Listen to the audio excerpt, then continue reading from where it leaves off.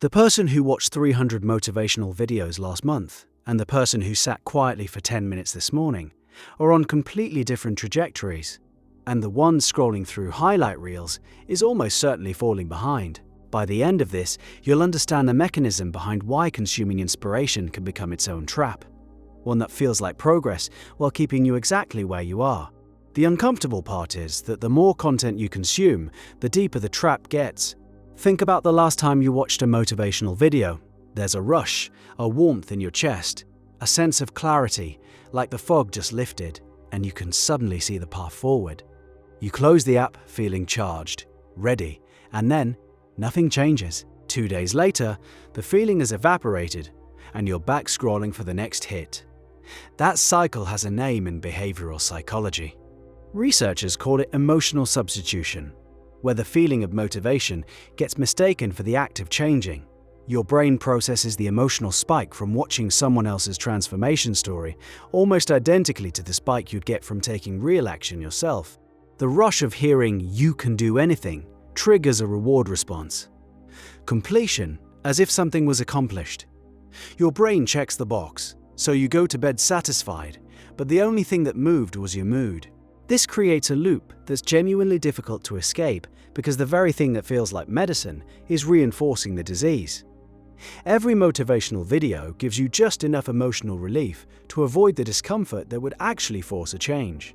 You stay in a state of perpetual almost starting. The engine revs, the car stays parked. Now compare that to what happens when someone sits in silence. No music, no podcast, no guided meditation with a soothing British voice telling you to notice your breath, just you alone with whatever surfaces. The first thing that happens is discomfort.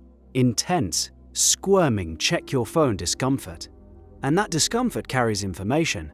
When you strip away every external input, you're left with the raw signal of your own mind, the thoughts you've been outrunning, the low-grade anxiety you've been drowning in content, the gap between who you say you want to be and what you actually did today.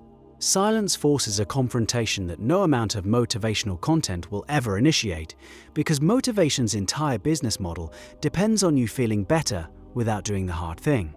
A research team at the University of Virginia ran an experiment where participants were left alone in a room with nothing but their thoughts for 15 minutes.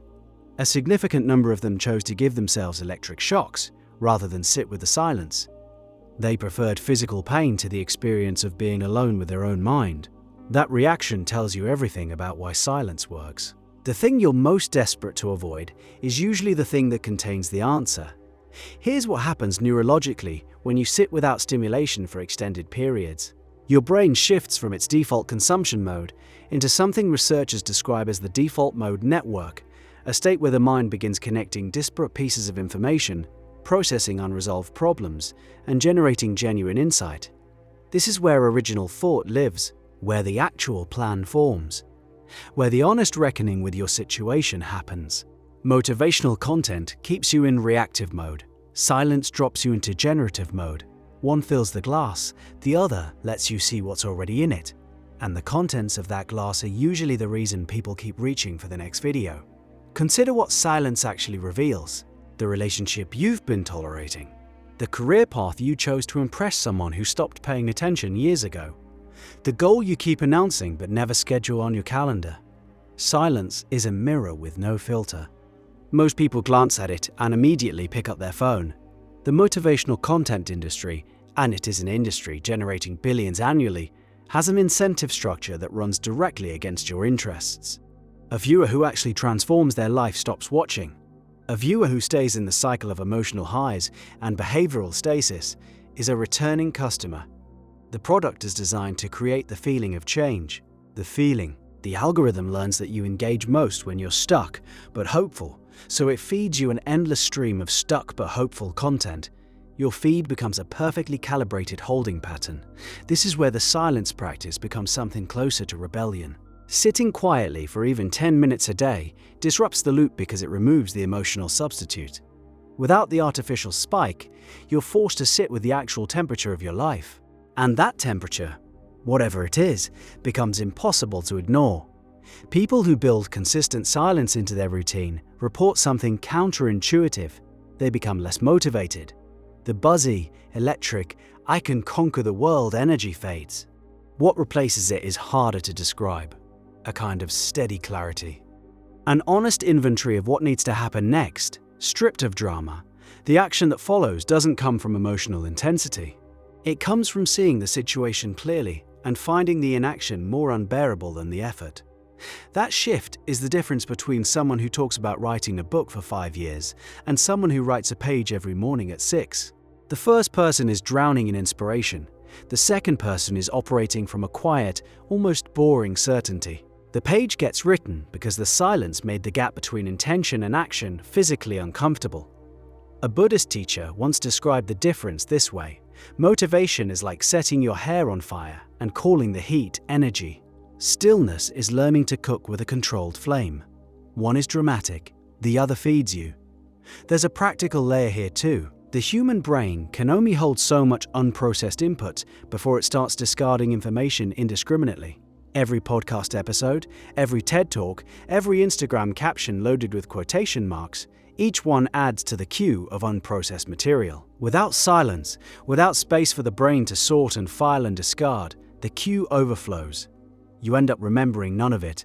The insights blur together into a vague sense that you know what to do, paired with a complete inability to do it. Silence is processing time. It's the brain's equivalent of closing all the browser tabs so the system can actually run.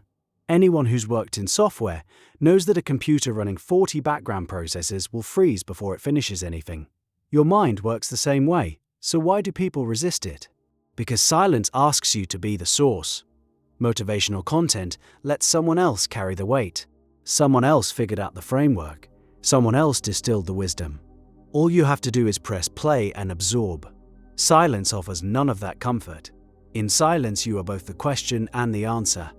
And most people would rather outsource both. The cruelest irony is that the people who consume the most motivational content are often the ones with the highest potential for change. They feel the pull towards something better. The hunger is real. The instinct is right. The delivery mechanism is the problem. They're drinking salt water to quench their thirst. Each sip increases the craving for the next one. If any of this sounds familiar, try something small. Tomorrow morning, before you reach for your phone, sit for 5 minutes. Set a timer. Do absolutely nothing. No affirmations, no visualization. Just sit there and let whatever comes up come up. It will probably be boring. Then uncomfortable.